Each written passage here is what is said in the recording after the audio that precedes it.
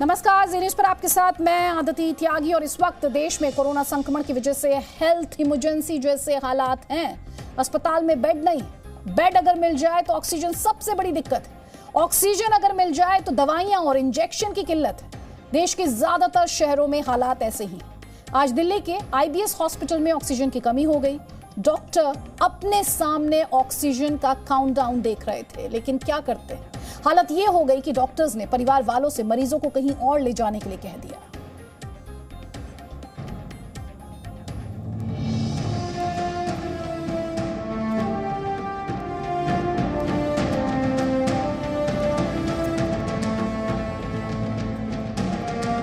दिल्ली में ऑक्सीजन का हाहाकार मचा हुआ है। अस्पतालों में ऑक्सीजन खत्म होने लगती है और मरीजों की सांसें गिनतियों पर आ जाती हैं।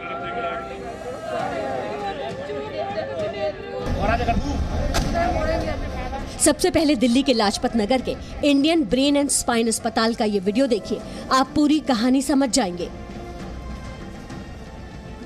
37 patients, all on oxygen, 13 in ICU, 6 on ventilator, and we cannot save even half of them with this oxygen quota.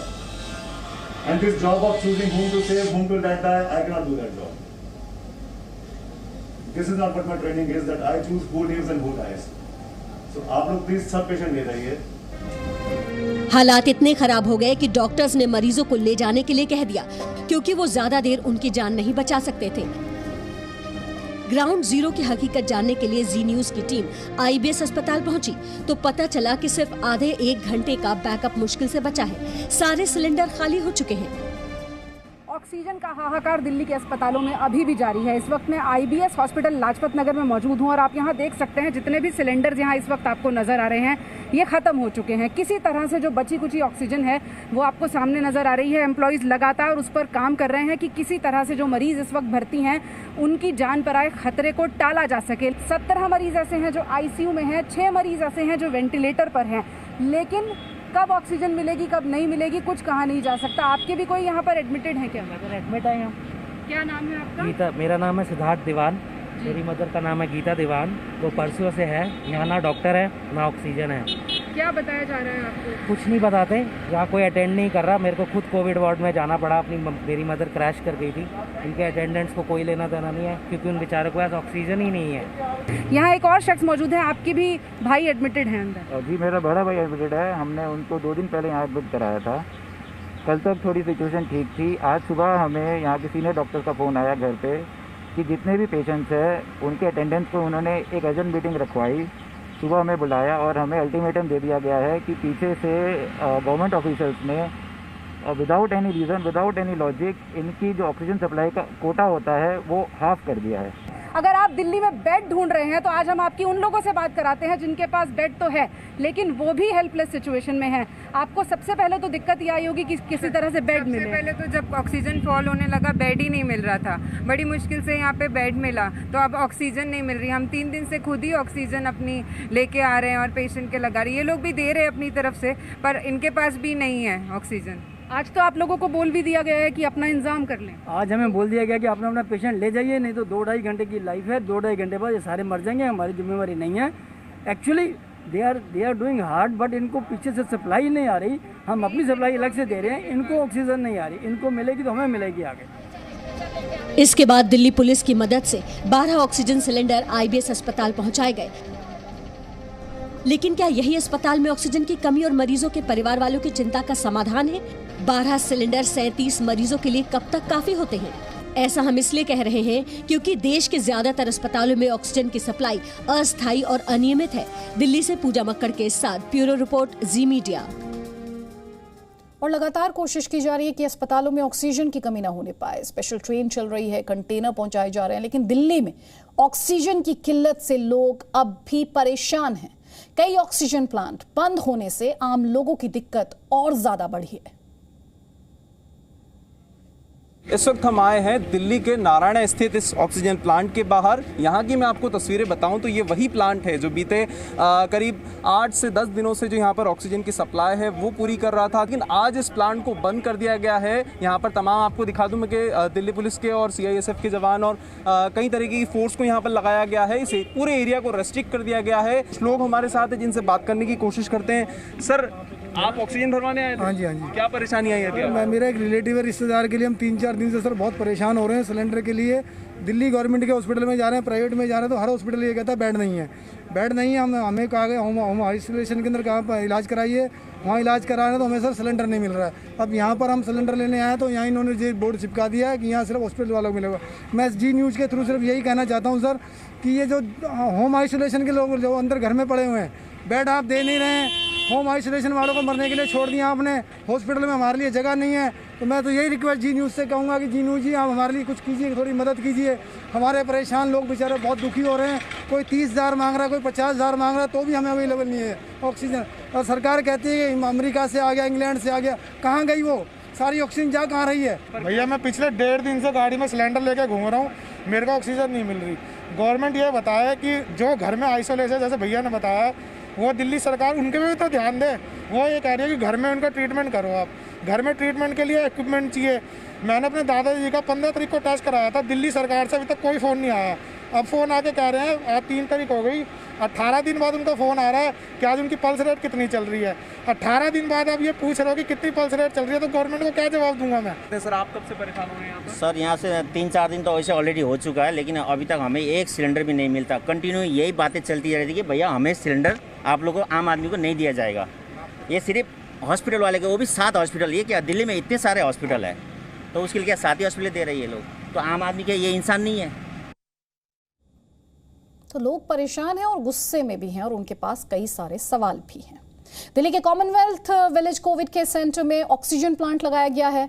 आपको बता दें, ये देश का पहला ऐसा कोविड केयर सेंटर है जिसमें अपना ऑक्सीजन प्लांट है। अब यहां एक बार में 20 बेड पर फुल फ्लो के साथ ऑक्सीजन सप्लाई की जा सकेगी। ऑक्सीजन की किल्लत के बाद प्रधानमंत्री ने समीक्षा की और तमाम जगहों पर ऑक्सीजन प्लांट लगाने की बात कही है। इस वक्त मैं हूं राजधानी दिल्ली के कॉमनवेल्थ विलेज के कोविड केयर सेंटर में, और ये पहला कोविड केयर सेंटर है जहां पर ऑक्सीजन प्लांट लगाया गया। पर 500 से ज़्यादा पेशेंट भर्ती हैं, उसके इलाज यहाँ पर किया जाएगा। यहाँ भी हमने देखा बीच में कि ऑक्सीजन की कमी हो गई थी, जिससे वजह से मरीजों को काफ़ी परेशानी का सामना करना पड़ा। जो डॉक्टर्स हैं उन्हें दिक्कतों का सामना करना पड़ा। कैसे ये फंक्शन करेगा? डॉक्टर सैयद हमारे साथ हैं। किस तरीके से काम करेगा और कितने मरीजों को इससे फ़ायदा होने वाला है? सर, ये बेसिकली नेचुरल एयर पे काम करता है। नेचुरल एयर को ये लार्ज स्केल पे कंसंट्रेट करके अप टू 95% ऑक्सीजन ये डिलीवर करता है, और ये हमारे अराउंड 15 to 20 बेड्स को कवर करेगा। डॉक्टर राघव, हमने देखा था पिछले दिनों और राजधानी दिल्ली में भी कई तमाम अस्पतालों में ऑक्सीजन की किल्लत है, लोग भागे फिर रहे हैं। ऐसे में लोगों के लिए कितना आसान हो जाएगा, कितना फ़ायदा होगा इस प्लांट लगने से? सर, ये जो हमारा कोविड केयर सेंटर है, ये मेनली उन पेशेंट्स के लिए जो माइल्ड टू मॉडरेट कैटेगरी में, उनका सैचुरेशन अबव 90% है, उनका हम मेंटेन कर सकते हैं, ताकि जो टर्शरी केयर हॉस्पिटल्स में जो पेशेंट लोड है ताकि थोड़ा कम हो पाए, वो पेशेंट यहाँ पाए, तो हम उनको 90% से ऊपर सैचुरेशन पे इजीली मेंटेन कर पाए 24/7 विदाउट ऑक्सीजन सिलेंडर डिपेंडेंस। एक बार में कितने मरीजों को यहाँ से जो गैस है, वो ऑक्सीजन गैस है, वो मुहैया कराया जाएगा? सर, अभी हमारे 150 बेड्स फंक्शनल थे, बट ऑक्सीजन शॉर्टेज की वजह से थोड़ा कम करना पड़ा। अगर ऑक्सीजन क्राइसिस पूरा क्लियर हो जाता है और ये प्लांट जब जैसे ही स्टार्ट होता है, तो हम back to full function start करते हैं। दिल्ली में आज से तीसरे चरण का वैक्सीनेशन शुरू हो गया है। इसमें 18 से 44 साल के लोगों को कोरोना का टीका लगाया जा रहा है। वैक्सीनेशन सेंटर से जी मीडिया संवाददाता वरुण भसीन की रिपोर्ट देखिए आप। राजधानी दिल्ली में आज 3 मई से वैक्सीनेशन का जो 3rd फेज है वो शुरू हो चुका है। सरकारी जो सेंटर्स हैं वहां पर वैक्सीन लगने शुरू हो चुकी है 18 वर्ष से लेकर 44 वर्ष तक के लोगों को भी। अब किस तरह से वो प्रक्रिया रहेगी, वैक्सीनेशन सेंटर पर क्या क्या होगा, कैसे आपको शेड्यूलिंग होगी, उसकी पूरी जानकारी आपको देते हैं। सबसे पहले मैं आपको बताऊं तो कोई भी ऑन साइट रजिस्ट्रेशन नहीं होगा वैक्सीनेशन सेंटर पर। आपको पहले से ही अपने वो जो बुकिंग होगी वो कोविन ऐप पर करके आनी होगी। कोविन ऐप भी नहीं, कोविन वेब पोर्टल। कोविन की ऐप सिर्फ एडमिनिस्ट्रेटर्स के लिए है। कोविन पोर्टल पर जाइएगा, वहां पर रजिस्टर करवाइए। रजिस्टर करवाने के बाद शेड्यूल करवाइएगा, अपनी एक टाइमिंग लीजिएगा, जिस वैक्सीनेशन सेंटर का नाम आए उस पर पहुंचिएगा। और ये मत सोचिएगा कि बिना शेड्यूल किए मैं वहां पर पहुंचता हूं और कोशिश करता हूं कि वैक्सीन लग जाए, ये मुमकिन नहीं हो पाएगा। उसके बाद क्या होगा, आप जब उसके बाद वैक्सीनेशन सेंटर पर पहुंचेंगे तो आपको सबसे पहले अपना वो नंबर दिखाना होगा कि किस तरह से जो आपको मैसेज आया है उनकी तरफ से वो कितने बजे का है। उसके बाद आपको यहाँ पर एक कार्ड भरना होगा। उस कार्ड को भरने के बाद आपको वैक्सीन लगने के लिए एक जो पर्टिकुलर टाइम है वो दिया जाएगा। जिस स्लॉट में होंगे कोशिश की जाएगी उसी स्लॉट में आपको ज़्यादा से ज़्यादा रहे। वो 2 घंटे का बड़ा स्लॉट इसीलिए दिया जाता है, तो टाइम पर पहुंचने की कोशिश कीजिएगा। जैसा कि आप जानते हैं ऑब्जर्वेशन में रहना ज़रूरी होता है। उसके लिए अलग अलग जगहों पर ऑब्जर्वेशन एरिया बनाए गए हैं। उन ऑब्जर्वेशन एरिया में आपको रखा जाएगा आधे घंटे के लिए, जिसमें देखा जाएगा कि कहीं आपको वैक्सीन लगने के बाद किसी तरह की कोई समस्या तो नहीं आई। और अब आगे की प्रक्रिया क्या होगी कि जब आप चले जाएंगे तो आपके फ़ोन में अगली जो डोज होगी उसके लिए भी लगातार आपको जानकारी मिलती रहेगी कि दूसरी डोज का समय कब है। 28 से 42 दिन के बीच में वो डोज लगने का समय होगा, तो उसको भी ख्याल रखिएगा। आप देश के कोई भी हिस्से में लगवा सकते हैं वो। इससे मत सोचिएगा कि क्या मुझे उसी वैक्सीनेशन सेंटर पर जाना है और वो वैक्सीन को लगवाना है, ऐसा नहीं होगा। आप एक पहली वैक्सीन चेन्नई और दूसरी चंडीगढ़ में भी लगवा सकते हैं। लेकिन एक सबसे ज़रूरी जो बात है कि जिस आईडी के साथ आपने रजिस्टर किया है कोविन पर, उस आईडी को ज़रूर लेकर आइएगा। तो ये तो रही राजधानी दिल्ली की बात। आपको लेकर चलते हैं अब देश की कमर्शियल कैपिटल यानी मुंबई, जहां पूरे महाराष्ट्र में सोमवार को भी वैक्सीन ना मिलने की शिकायत बरकरार रही है।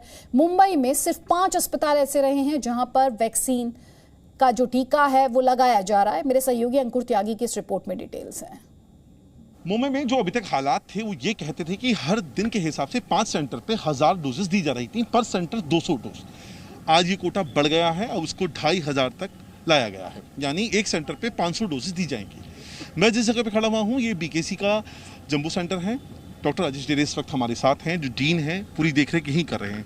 सर, कितना इजाफा हुआ है डोजेस के हिसाब से? नहीं, डोजेस तो 2000 आ चुके हैं, 4000 है सेंटर को, बट ये डेली 500 प्री रजिस्टर्ड और प्री शेड्यूल्ड होना चाहिए। ऑनलाइन लोगों को ये ध्यान में रखना चाहिए कि रजिस्ट्रेशन तो लाखों लोगों को मिल रहा है, बट शेड्यूल जब तक अपॉइंट नहीं होता तब तक उन्होंने उस सेंटर पे नहीं जाना। एक उम्मीद भरी बात आप समझा सकें लोगों को फुल फ्लैश वैक्सीनेशन को लेकर, अंदाजे के हिसाब से उम्मीद बंधे ताकि लोगों को, क्योंकि अभी तक सिर्फ एक सेंटर पे 500 ही हो रहा है, तो शायद बढ़ते जिस तरह खतरा बढ़ता जा रहा है संक्रमण का, उसको ध्यान में रखकर उम्मीद तो मुझे भी है कि सबको मिलनी चाहिए। कब तक हो पाएगा सर? अंदाजा क्या, मैं तो पॉलिसी डिसीजन ही कि डोजेस कब आएंगे, पॉलिसी क्या बनेगी, जैसे पॉलिसी होगी हम सिर्फ इम्प्लीमेंटर है। But as a human being ये मैं सोचता हूँ, as a citizen of my country, ये मेरी राय है कि जल्दी से जल्दी हो जाए और जितने जल्दी सारे लोगों को वैक्सीनेट करे उतने उनके दिल से डर और कोविड पैंडेमिक से छुटकारा होगा। आने वाले 2-3 दिनों में कोई बड़ी खबर, अच्छी खबर सुनने के लिए मिल सकते हैं मुंबई वालों को? उम्मीद की जा सकती है। उम्मीद तो इंडिया तो उम्मीद पे जी रही है, उम्मीद तो हर दिन करता हूँ मैं, बट कितनी उम्मीद सच होती है ये अभी हम भगवान की राह देख रहे कि दे दो आप। उम्मीद की बात कर रहे हैं, होप की बात कर रहे हैं, और उम्मीद है क्योंकि लगातार भारत तक मदद पहुंच रही है। जर्मनी और इटली से मदद आई है और देश के भीतर भी लगातार ऑक्सीजन के सप्लाई की बहाली की कोशिश की जा रही है, उसे बढ़ाने की कोशिश की जा रही है। डिटेल्स इस रिपोर्ट में देखिए।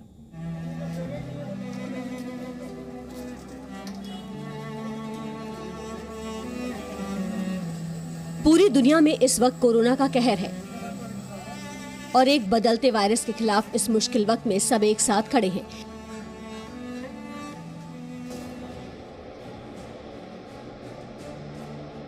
ये तस्वीरें इसकी गवाह हैं। दिल्ली एयरपोर्ट पर इटली से आया विमान पहुंचा जिसमें एक ऑक्सीजन जनरेटिंग प्लांट था।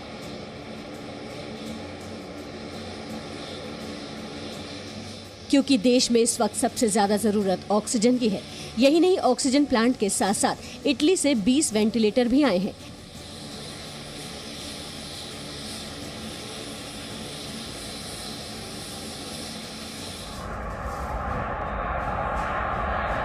इस मुश्किल वक्त में सहयोग का हर कदम बेहद बड़ा है। इससे पहले भारतीय वायुसेना के विमान की हिंडन एयरबेस पर लैंडिंग हुई, जो जर्मनी के फ्रैंकफर्ट से आया था, और इसमें ऑक्सीजन के 4 कंटेनर थे। जब दुनिया के बड़े बड़े देशों में कोरोना का सबसे ज्यादा खतरा था, तब भारत उनके साथ खड़ा था। और जब देश में ऑक्सीजन की कमी हो रही है, इलाज के लिए जरूरी उपकरणों की जरूरत है, तब लगातार दूसरे देशों से मदद भेजी जा रही है।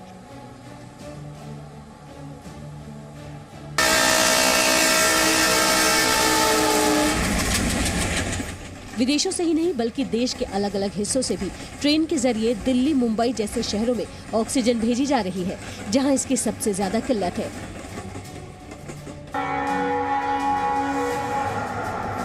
ओडिशा के अंगुल से आज फिर दिल्ली के लिए 30 मीट्रिक टन से भी ज्यादा ऑक्सीजन भेजी गई।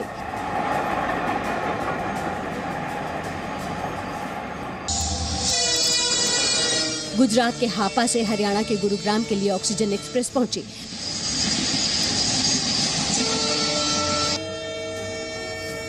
तो वहीं फरीदाबाद में एक और ऑक्सीजन एक्सप्रेस पहुंची ओडिशा के राउरकेला से। लगातार कोशिश की जा रही है कि जल्द से जल्द देश में हो रही ऑक्सीजन की कमी को पूरा किया जा सके और मरीजों को इलाज में किसी तरह की परेशानी न हो।